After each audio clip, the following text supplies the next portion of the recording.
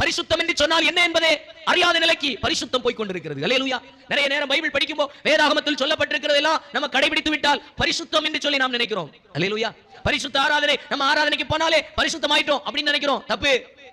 நாம் உபவாசிக்கிறோம், உபவாசித்து ஜெபம் பண்றோம், பட்டினியா இருந்து ஜெபம் பண்றோம் அப்படினாலே நம்ம நினைக்கிறோம் நாம் உபவாசித்து விட்டோம், பரிசுத்தமாயிட்டோம். தப்பு.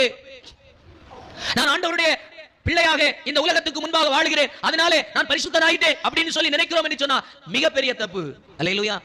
பரிசுத்தம் என்கிறது தேவனும் நானும் இணையாமல் பரிசுத்தம் என்று சொல்லுகிற ஒன்று வரவே வராது. தேவன் இணையும் பொழுது தான் அது பரிசுத்தம்.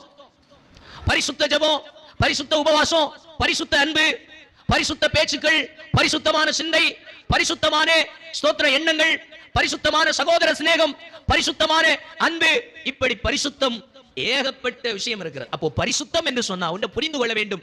ஏதோ நம்ம அறிந்திருக்கிற கட்டளைகள் எல்லாம் நம்ம கை கொண்டு இதை பார்க்காததுனால, இதை பேசாததுனால, இந்த இடத்துக்கு போகாததுனால நான் பரிசுத்தனா இருக்கிறேன்னு சொல்றதெல்லாம்